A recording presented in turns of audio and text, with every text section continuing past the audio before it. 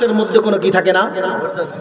সন্তান যদি বাবা মার সাথে খারাপ ব্যবহার করে আর বাবা মা যদি আল্লাহর দরবারে শুধু আহ বলে একটা বিচার দিয়ে দেয়, আল্লাহর দরবারে যদি আহ বলে একটা বিচার দিয়ে দেয়, তাহলে এই বিচার আল্লাহর দরবারে পৌঁছতে কোনো পর্দা লাগে না, কোনো পারমিশনের প্রয়োজন হয় না, এই বিচার আল্লাহর কাছে সরাসরি পৌঁছে যায়। তাহলে বাবা মা যদি আমার প্রতি নারাজ থাকে, রব আমার প্রতি নারাজ, দুনিয়াতে বেঈমান হয়ে দুনিয়ার থেকে বিদায় নিতে হবে।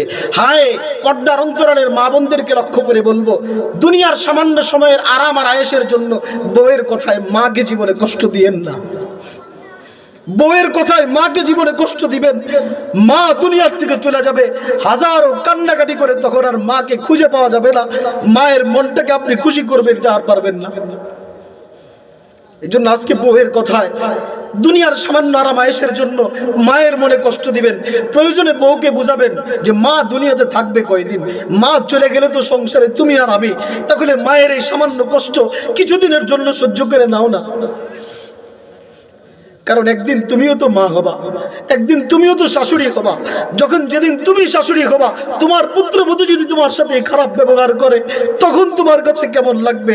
পায়ে হাত রেখে বলে যাই, ও আমার যুবক ভুষ্টি এলাকার যুবক ভাইয়েরা, বউকে এইভাবে রাতের অন্ধকারে বুঝাবেন, যেদিন তুমি শাশুড়ি হবা, তোমার পুত্রবধূরাও যদি তোমার সাথে এরকম খারাপ ব্যবহার করে, তোমার পুত্রবধূরাও যদি তোমার বিরুদ্ধে এমন নালিশ করে, তাহলে তখন তোমার কি পরিস্থিতি হবে?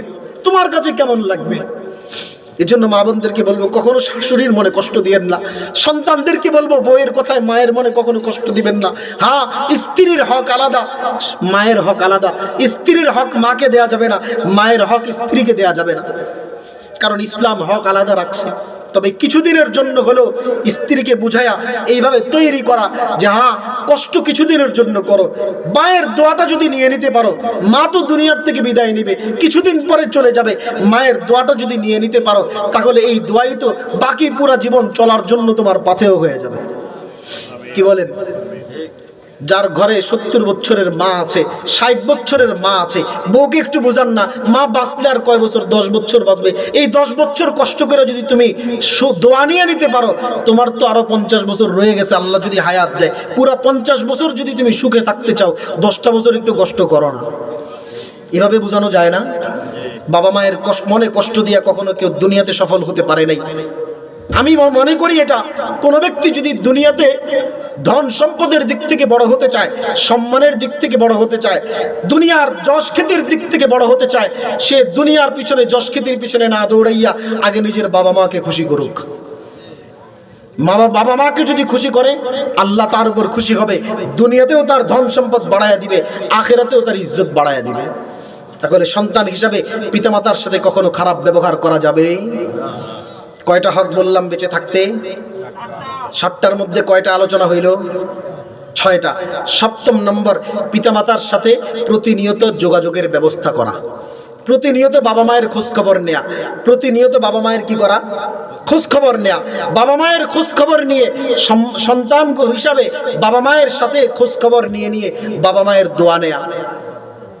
কারণ বাবা মা যেদিন দুনিয়াতে থাকবে না, সেদিন দোয়া নেওয়ার জন্য আর খুঁজে পাওয়া যাবে না। যেদিন বাবা মা থাকবে না, সেদিন দোয়া নেওয়ার জন্য আর খুঁজে পাওয়া যাবে না।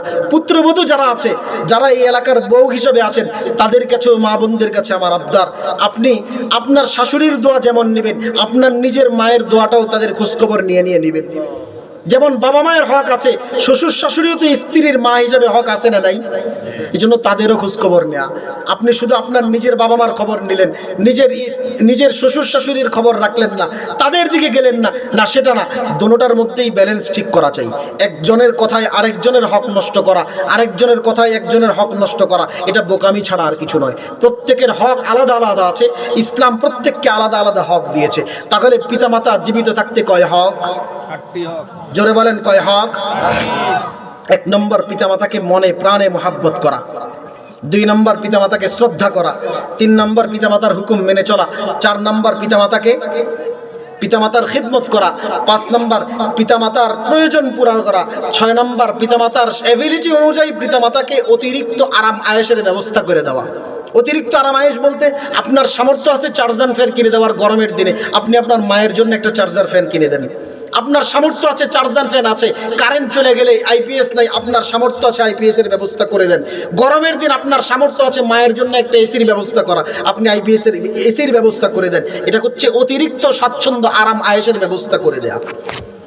7 নম্বর, বাবা মার সাথে যোগাযোগ রক্ষা করা।